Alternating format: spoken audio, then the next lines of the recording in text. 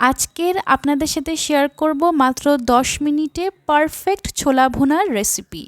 আসসালামু আলাইকুম viewers, welcome back to my channel.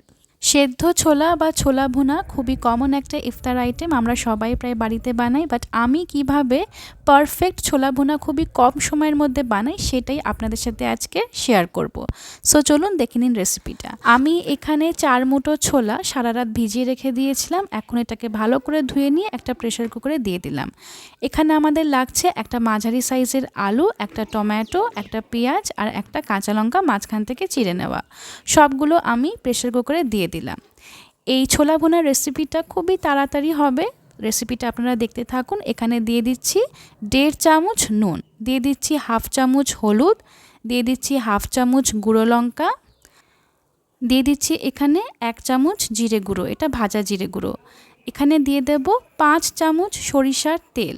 So আমি কিন্তু এখানে প্রপার মেজারমেন্ট সহ আপনাদেরকে পুরো ডিটেলসে এই ছোলা ভুনার রেসিপিটা দেখাবো, যাতে আপনাদের ছোলা ভুনা হয় একেবারেই পারফেক্ট। এখানে দিয়ে দিচ্ছি একটা তেজপাতা, আরও দিয়ে দেব 1 চামচ আদা রসুন বাটা।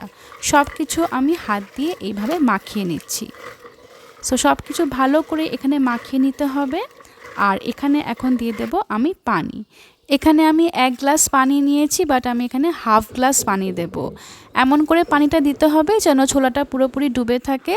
আর 1/2 গ্লাস পানি কিন্তু আমার বেঁচে গেছে। ঢাকনাটা এখানে লাগিয়ে নিচ্ছি, গ্যাসের উপরে বসিয়ে দিয়ে আমি টোটাল 15টা হুইসেল দেওয়া পর্যন্ত অপেক্ষা করব। সো টোটাল কিন্তু 15টা হুইসেল দিতে হবে। আর গ্যাসের ফ্লেমটা কিন্তু একেবারে হাইতেই রাখবেন।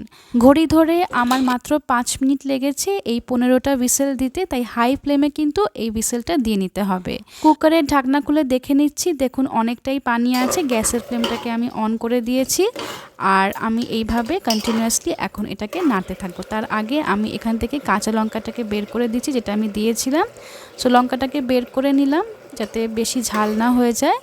আর একটা ছোলা আপনাদেরকে দেখিয়ে দিচ্ছি কতটা সফট হয়েছে, একেবারে কিন্তু নরম হয়ে গেছে ছোলাগুলো, খুব সুন্দরভাবেই বয়েল হয়ে গেছে। এখান থেকে আমি তেজপাতাগুলোকেও উঠিয়ে নেব, কারণ এখন শুরু হবে এটার আসল কাজ। হাই ফ্লেমে 3 মিনিট মতন আমি পুরো পানিটাকে শুকিয়ে নেব। আর যেই নাম সেই কাজ, হয়ে যাবে আমাদের ছোলা ভুনা। সো খুব ভালো করে ভাজা ভাজা করে ভুনা ভুনা হয়ে গেছে আমার ছোলাগুলো। রেডি টু সার্ভ আজকের পারফেক্ট ছোলা ভুনার রেসিপি মাত্র 10 মিনিটে। 2 মিনিট লেগেছিল আমার এই প্রিপারেশনের জন্য, আর 8 মিনিট লেগেছে আমার পুরো রান্নাটা রেডি করার জন্য। সো এই ইফতারে কিন্তু 10 মিনিটে আপনারা সহজভাবেই ছোলা ভুনার রেসিপিটা বানিয়ে নিতে পারেন। রেসিপিটা ভালো লাগলে একটা লাইক করে দেবেন আর আমার চ্যানেলটাকে সাবস্ক্রাইব করে দেবেন। সবাই সুস্থ থাকবেন। আল্লাহ হাফেজ।